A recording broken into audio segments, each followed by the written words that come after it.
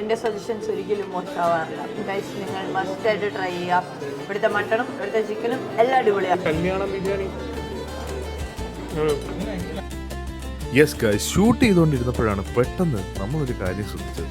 നമ്മുടെ കൂടെ വർക്ക് ചെയ്തുകൊണ്ടിരുന്ന നായികയുടെ സ്വഭാവത്തിൽ എന്തോ ഒരു ചെറിയ മാറ്റം.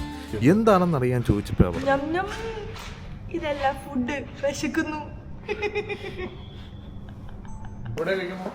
ഗൈസ് നമ്മൾ ജമ്മിൽ റഹ്മാനിയ പോയി ബിരിയാണി കഴിക്കാൻ പോവുകയാണ്.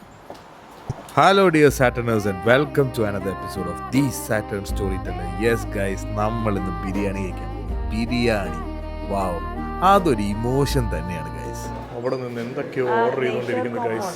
എന്താണെന്ന് എനിക്ക് ശരിക്കും മനസ്സിലാവുന്നില്ല.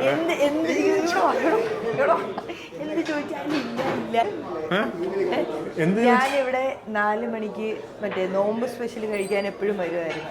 അത് എന്ത് ചോദിച്ചിട്ടും ഇപ്പം അതില്ല. എല്ലാം LPG ഇഷ്യൂ കാരണമാണ് ഗൈസ്. ഞാൻ റിക്വസ്റ്റ് ചെയ്തിട്ടുണ്ട് ഇവരുടെ. LPG ഇഷ്യൂ കാരണമല്ല, മാൻഡ്രേക്ക് കാരണോ? കുറെ നേരമായിട്ട് എനിക്കത് മനസ്സിലായി. അല്ല, ബിരിയാണിയൊക്കെ ഉണ്ട്.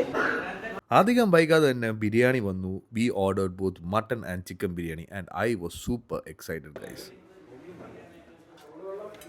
ഇത്രയും വലിയ പീസ്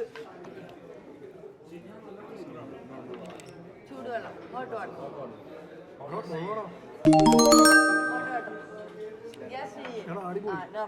ഞാൻ പറഞ്ഞു അടിപൊളിയാണ്. ഇനി എൻ്റെ ചിക്കൻ ബിരിയാണി ട്രൈ ചെയ്ത് നോക്കാം.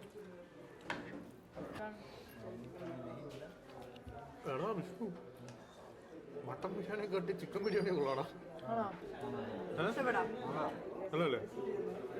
എങ്ങനെയുണ്ട് ചിക്കൻ ബിരിയാണി? അടിപൊളി കേട്ടോ, എനിക്ക് ഭയങ്കര ഇഷ്ടപ്പെട്ടു. നല്ല രസമാണ്. ഫൈനലി നിങ്ങൾ പറഞ്ഞൊരു സ്ഥലം വളരെ അടിപൊളിയായിട്ടുണ്ട്. നമുക്ക് അവിടുന്ന് കഴിക്കാൻ പറ്റി. മാത്രമല്ല നല്ല സാധനം, കൊള്ളാം, അടിപൊളി. ഒന്നും പറയാനില്ല.